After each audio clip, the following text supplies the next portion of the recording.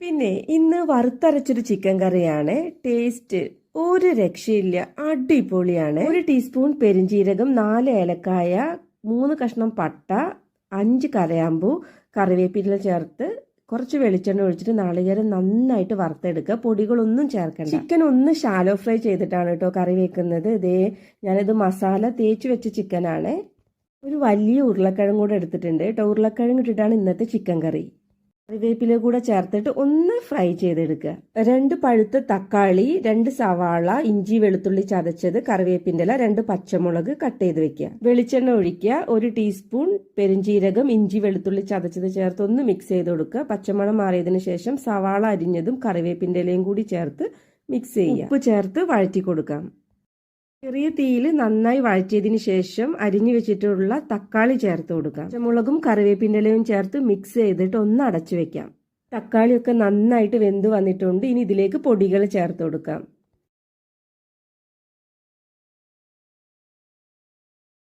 1/2 teaspoon മഞ്ഞൾപ്പൊടി, 2 teaspoon മല്ലിപ്പൊടി, 1 teaspoon Kashmiri മുളക് പൊടി, 1 ടീസ്പൂൺ എരിവുള്ള മുളക് പൊടി. പിന്നെ ചേർത്തിരിക്കുന്നത് തട്ടുകട സ്പെഷ്യൽ ചിക്കൻ വറുത്തതിൻ്റെ പൊടിയാണ് കേട്ടോ. നമുക്ക് ചിക്കൻ മസാല ചേർത്ത് കൊടുത്താലും മതി. ഈ ഒരു പൊടികളെല്ലാം ചേർത്ത് നന്നായിട്ടൊന്ന് മിക്സ് ചെയ്തെടുക്കാം. പൊടികൾ നന്നായിട്ട് മിക്സ് ചെയ്തതിന് ശേഷം അതിലേക്ക് വറുത്ത് വെച്ചിട്ടുള്ള ചിക്കനും ഉരുളക്കിഴങ്ങും കൂടെ ചേർത്ത് കൊടുക്കാം. എനിക്ക് ചിക്കൻ ഇങ്ങനെ ഫ്രൈ ചെയ്തതിന് ശേഷം കറി വെക്കുന്നതാണ് കേട്ടോ ഇഷ്ടം. ഇപ്പോൾ റോസ്റ്റ് ഉണ്ടാക്കുകയാണെന്നുണ്ടെങ്കിലും ജസ്റ്റ് ഒന്ന് ഫ്രൈ ചെയ്തതിന് ശേഷം ഇവിടെ അങ്ങനെ ഉണ്ടാക്കാറുള്ളൂ. അതാണ് ഇവിടെ എല്ലാവർക്കും ഇഷ്ടം. നമ്മൾ ആ ചിക്കനൊക്കെ ചേർത്ത് നന്നായിട്ട് ആ മസാലയിൽ മിക്സ് ചെയ്തിട്ടുണ്ട്. ഇനി നമ്മൾ അരച്ച് വെച്ചിട്ടുള്ള നാളികേരം കൂടി ചേർത്തിട്ട് ഒന്ന് മിക്സ് ചെയ്തെടുക്കാം. ചൂടുവെള്ളം ചേർത്ത് ഗ്രേവിക്ക് ആവശ്യമുള്ള അത്ര വെള്ളം ചേർത്തിട്ട് നമ്മൾ അതൊന്ന് മിക്സ് ചെയ്തെടുക്കാം. ഉപ്പ് നോക്കുക, ആവശ്യത്തിന് ഉപ്പൂടെ ചേർത്ത് നന്നായിട്ടൊന്ന് മിക്സ് ചെയ്തിട്ട് നമുക്ക് അടച്ചു വെക്കാം. ചെറിയ തീയിൽ കിടന്നിട്ട് ഈ ഉരുളക്കിഴങ്ങും ചിക്കനൊക്കെ നന്നായിട്ട് വേവട്ടെ. നല്ല മണം വരുന്നുണ്ട്. നമുക്കൊന്ന് തുറന്ന് നോക്കാം. ഒന്ന് മിക്സ് ചെയ്തതിന് ശേഷം നമുക്ക് വീണ്ടും അടച്ചു വെച്ചിട്ട് വേവിക്കാം.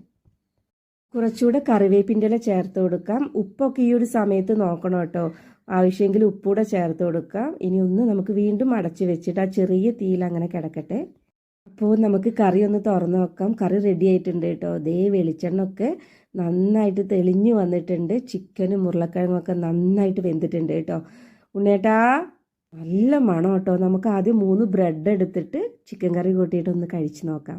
നമ്മുടെ ചിക്കൻ കറി റെഡി ആയിട്ടുണ്ട്. അപ്പോൾ ഇനി ചിക്കൻ വാങ്ങുമ്പോൾ നിങ്ങളും ഇതുപോലെ ഒന്ന് ട്രൈ ചെയ്ത് നോക്കണേ. നല്ല ടേസ്റ്റാണ്.